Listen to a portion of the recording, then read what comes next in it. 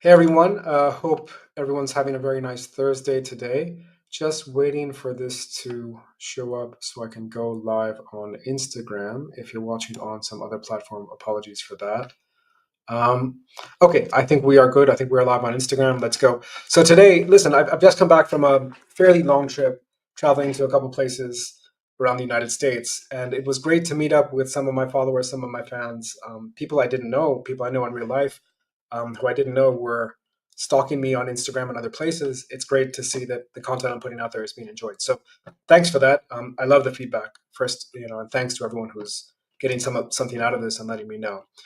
But what I found when we're talking about health, a couple of things kept coming up again and again and again and again. And I just want to try to address those things. So the first thing that I wanted to talk about this week is really fiber, right? So fiber, gut health, these are really hot topics.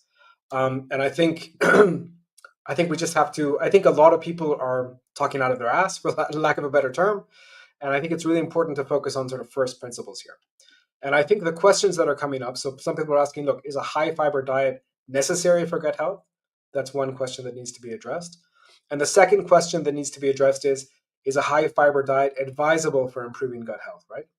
And I'm going to cut to the chase here. I'm going to give you my answers to those questions. The short answer to the first question is a high fiber diet necessary? Absolutely not. Is it advisable? Is a slightly more difficult question because I don't know, advisable for who, right?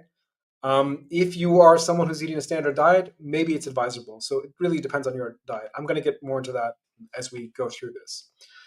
So the first thing when I see someone talking about fiber, especially if they're a pro fiber person, the first thing that I'm going to ask them is, please, can you define the term? What is fiber?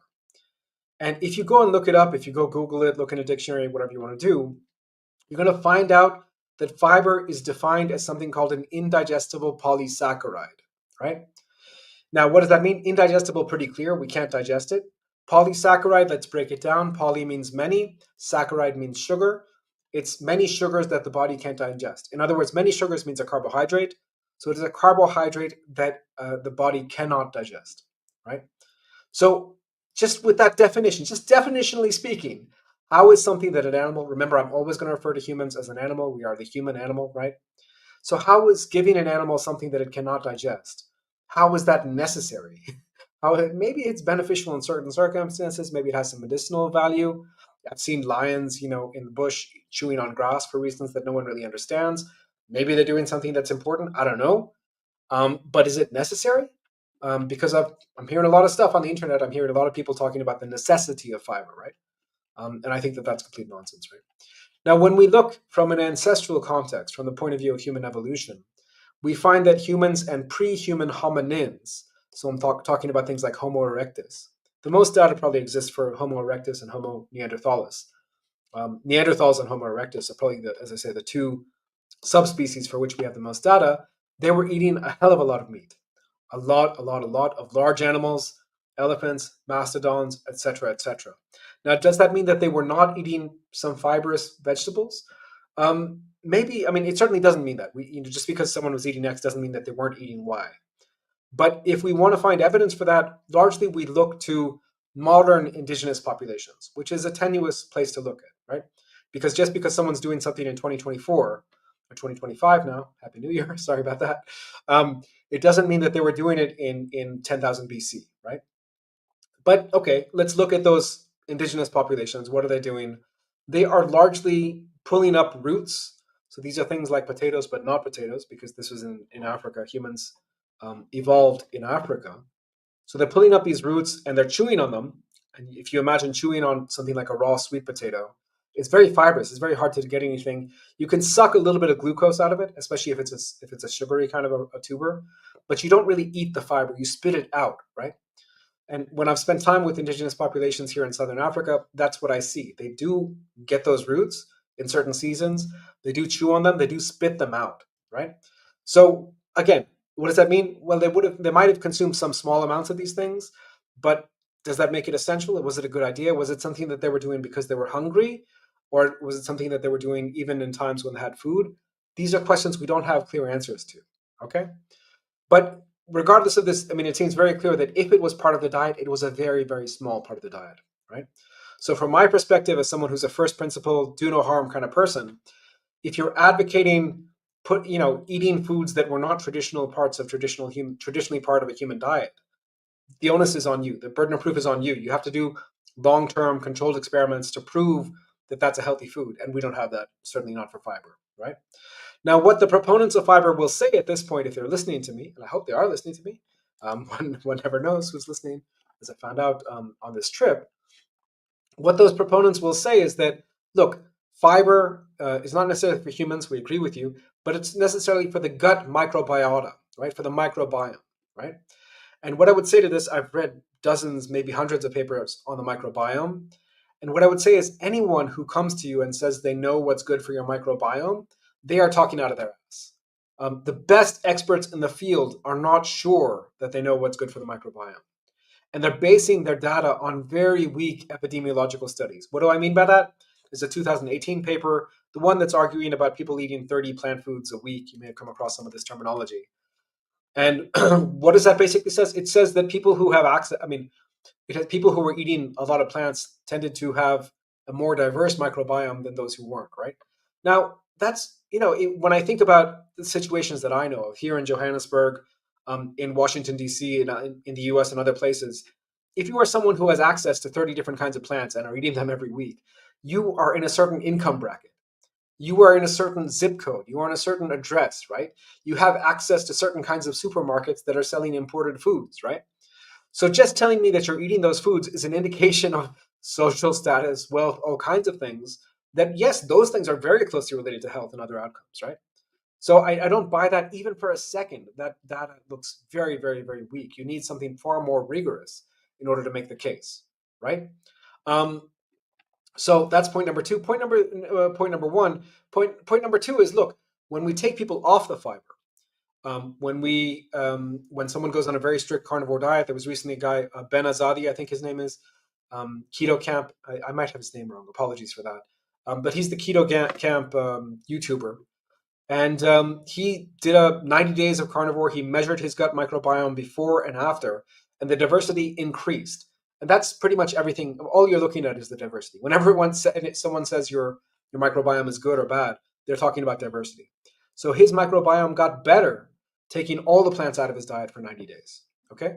Now, does that prove that it's going to work for everyone? No, of course not. But it just proves that the principle is not universal, if you want to put it in that way, right? We also have lots of clients with serious gut-related autoimmune conditions, Crohn's, IBD, all kinds of things, right? And ulcerative colitis. And they put those symptoms into remission by taking the fiber completely out, right? I have one client who was trying everything, trying this 30 plants a day stuff and so on. And he was, he felt what's the word? He felt a kind of measuring pole between himself and the nearest bathroom. At any given point in time, he had to know how long it would take him to run to the bathroom, because he could never predict when he was going to have to run to the bathroom because of his, I think it was Crohn's, it may have been ulcerative colitis. Forgive me, I haven't thought, I don't remember his exact case. But whatever it was, he needed to know where the bathroom was, right? But now we put him on a very low fiber diet. We got rid of all the plants, almost all the plants. We put him on a mostly carnivorous diet. And suddenly his symptoms improve 100, 1,000, 10,000%. He's no longer worried about where the bathroom is. A huge lifestyle change, right? So now the flip side of that, does that mean that removing fiber is always a good idea for everyone? No, that's not what I'm saying. So in a specific context, so in the context of someone eating a standard diet that is full of processed foods, full of high carbs, also full of unhealthy fats, I should say. When you remove those harmful foods, you're going to see improvements. Now, how do you remove the food? You have to displace those foods, unhealthy foods, with healthier foods, right? That's just how you do it. Now, healthier, that caveat being the thing. So if someone says, a donut, let's use a donut as my favorite example of a junk food.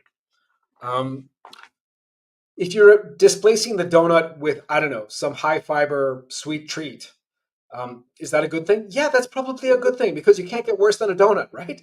But that high fiber sweet treat, whatever it is that a good food? Is that a human appropriate food? No, right? So if you can displace that with something else, with a steak, you're probably going to get even better results, right? This is just logic stuff, man. This is just like things are on a spectrum. It's not black and white. So fiber may play a role. It may play a role in ending your carb addiction or reducing your carb addiction. Maybe a great idea, maybe part of a good strategy. I don't know.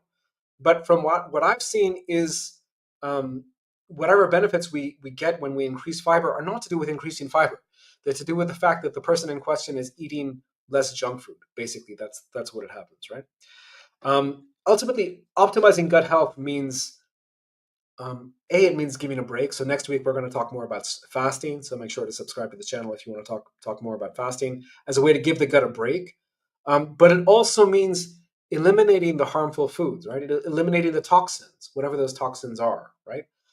So and some of those toxins are high carb processed foods. And number three is nourishing the body, right? And that's what fiber I think really cannot do.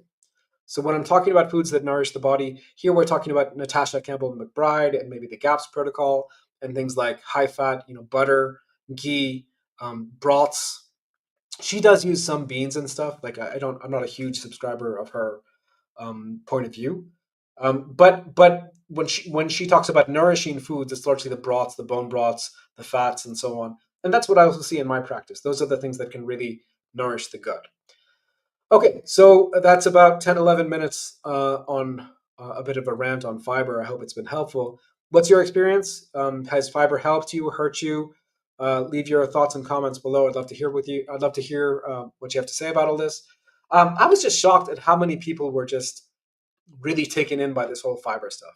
When to me, it just seems transparently nonsense. Like it seems like this is obviously, it's not a food that humans evolved to eat. It's not a food that humans can even digest. On what planet could it possibly be a necessary nutrient? Like it's just not possible, right? So anyway, some thoughts. Let me know what you think down below. Thanks, and I'll see you in the next one.